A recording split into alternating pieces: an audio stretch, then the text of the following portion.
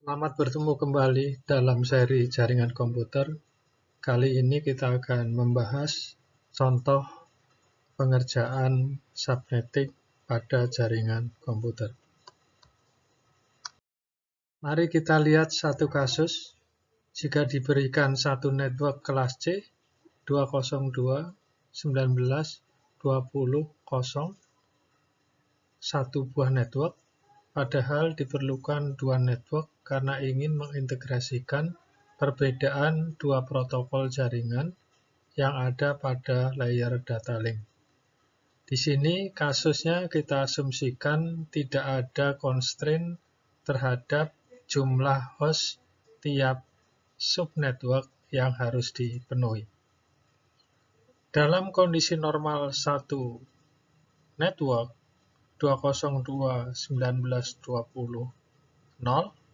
maka ini dapat dikategorikan dalam kelas C dan jumlah host di dalam satu network ini berjumlah 254. Karena kita ingin membagi network menjadi dua buah subnetwork, maka kita memerlukan satu bit paling kiri dari bit host, sehingga jumlah network yang terjadi 2/1 sama dengan 2 network. Network dasar yang diberikan 202.19.20.0 kita bagi menjadi 2, sehingga ada 2 subnetwork yang masing-masing mempunyai jumlah host 2/7 dikurangi 2, karena satu dipakai sebagai alamat network 202.19.20.0 dan alamat broadcast 202.19.20.127. Subnet kedua,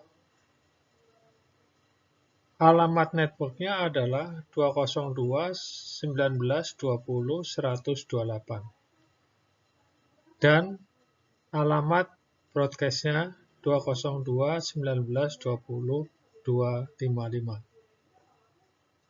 Jadi dalam kasus ini kita bisa melihat bahwa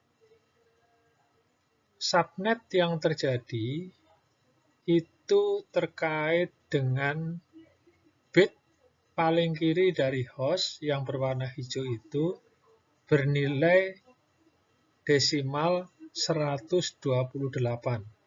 Asal-usulnya dari 2/7.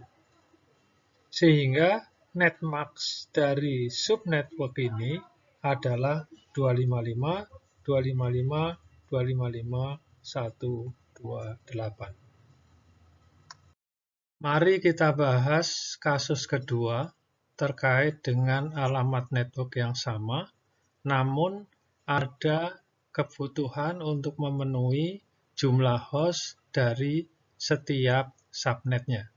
Dalam kasus ini, kita memenuhi 90 host untuk subnet pertama dan 2 host untuk subnet kedua.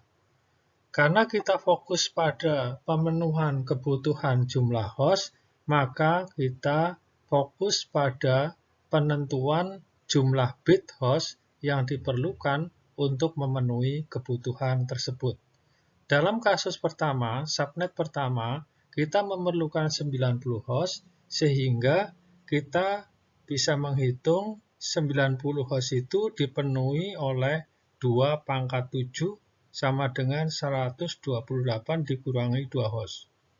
Sehingga kalau kita pakai 6 bit, maka hanya diperoleh 2/6 sama dengan 64. Dengan jumlah bit host sebanyak 7, maka sisa 1 bit akan digunakan sebagai subnet. Karena hanya 1 bit, maka nilai desimal dari bit paling kiri dari host adalah 128. Sehingga netmax untuk subnet pertama akan berharga atau akan menjadi 255, 255, 255, 128. Untuk kasus kedua, di mana kita memerlukan 2 host, maka itu bisa dipenuhi dengan 2 bit host. Sehingga sisa host yang digunakan untuk subnetting adalah 8 dikurangi 2, yaitu 6 bit. Kalau kita desimalkan 6 bit dari kiri ke kanan, maka itu adalah penjumlahan 128 ditambah 64 ditambah 32 ditambah 16 ditambah 8. Sehingga di situ berjumlah 252. Dengan demikian maka netmax untuk subnet kedua untuk memenuhi 2 host adalah 255, 255, 255, 252. Dengan demikian dapat disimpulkan bahwa kita bisa mengalokasikan jumlah host dalam satu atau beberapa network atau beberapa subnetwork dengan memainkan netmax yang berbeda. Tolong diperhatikan di sini tidak semua nomor IP address digunakan, sehingga di situ dapat dikatakan ada cadangan yang dapat digunakan untuk masa yang akan datang.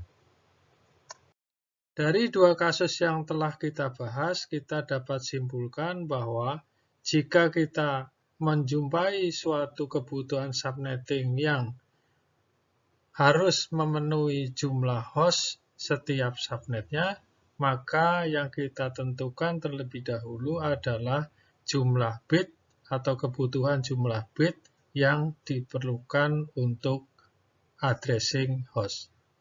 Sisanya kita gunakan untuk bit subnetting.